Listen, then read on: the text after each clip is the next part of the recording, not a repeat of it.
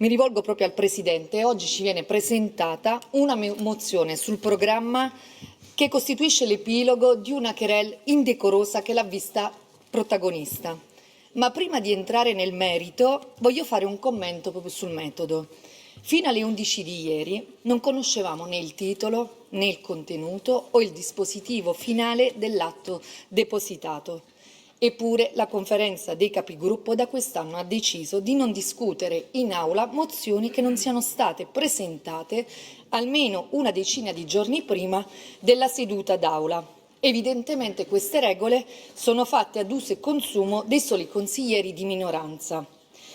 Ma voglio fare un passo indietro. Il casus belli, che ci ha fatto precipitare in una crisi regionale, perché di questo si parlava sui giornali, anche da sue dichiarazioni, ha riguardato un suo assessore, a cui però quest'oggi i suoi consiglieri di maggioranza chiedono di continuare e proseguire con il processo di riforma del sistema sanitario regionale. Questo passaggio istituzionale è privo di senso, perché ci deve spiegare chiaramente, alla luce anche di questo passaggio, se gli screzi e gli scricchiolii all'interno della maggioranza si sono avuti per colpa di un'inaugurazione di un ospedale che in realtà non è ancora avvenuta e che è ancora chiuso, oppure se ci sono a tuttora a causa di una fiammella che solo lei in questa regione vuole tenere accesa, ovvero quella che le permetterebbe di rimanere altri 5 anni come presidente di questa regione.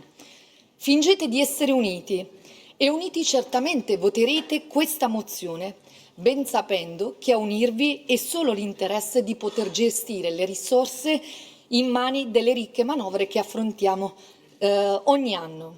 Fra un mese si vota l'assestamento e tocca ripagare la fiducia. Questo passaggio formale è stato stabilito nelle retrovie.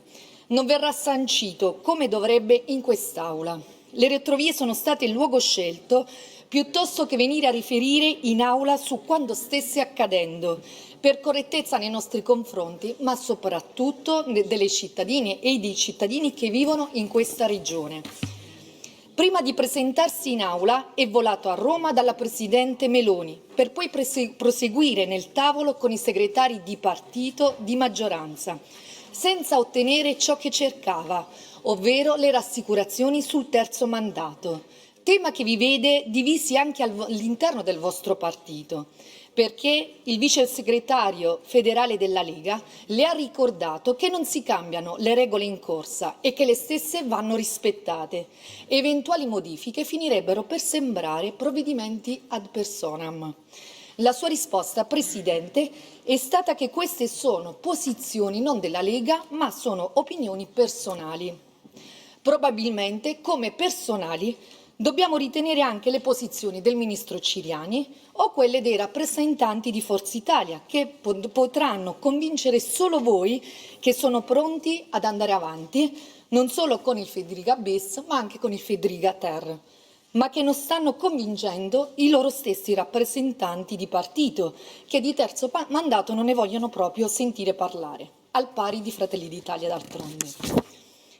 Avete trascinato la Regione in una crisi grottesca perché gli assessori che pubblicamente le avevano consegnato le deleghe in realtà non l'hanno fatto.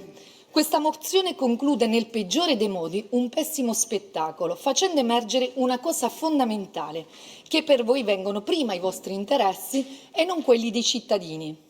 Con questa mozione che reca il titolo Aggiornamento del programma di governo, vi limitate nella sostanza a aggiornare il programma di governo della nostra regione che lei stessa ha presentato 2 anni fa, con la considerazione che per 2 di questi temi lei e i suoi assessori venite spinti a continuare quello che già state facendo.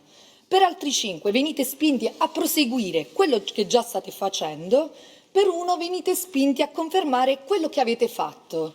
Ne rimangono fuori 3, di cui 1 solo è rivoluzionario rispetto al 2023, quello sulle infrastrutture, ma non per realizzare qualche opera utile ai cittadini, solo per rivedere il piano paesaggistico troppo vincolante che non vi permette la cementificazione di alcuni territori. Nulla si dice sulle necessità fondamentali di garantire ai cittadini la possibilità di scegliere per la terza volta lo stesso Presidente. Nulla si dice sul tagliamento, nulla si dice sulle grandi opere che dovevano essere realizzate 30 anni fa, nulla si dice sulle famiglie in difficoltà. Nulla si dice su quelle che vivono sotto la soglia di povertà, sugli anziani truffati ogni giorno, sui nostri enti locali a corto di personale, sugli ospedali in costante difficoltà e potremo continuare all'infinito. Unica cosa certa, gli EDR diventeranno elettivi, ma non si sa se di primo o di secondo grado, se decideranno i cittadini, i propri rappresentanti, se riproporrete il listino bloccato. Tutto da vedere, ma su una cosa siete d'accordo: creare il contenitore. Avremo più poltrone a disposizione, per poi fare cosa rispetto a quando gli EDR adesso ci sfugge. Ma siamo sicuri che anche senza l'aggiornamento di programma prima o poi ce lo dovrete dire.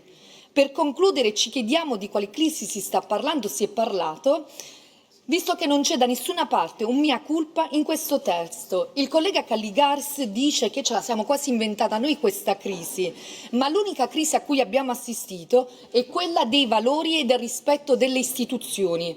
Ora la pace sembra fatta, ma sul piatto ci dovete dire, ci devi dire cosa c'è e cosa c'è stato realmente, perché qui il territorio e i problemi dei cittadini non sono in cima alle vostre priorità e questo è apparso evidente e mi auguro che i cittadini lo tengano a mente. Grazie.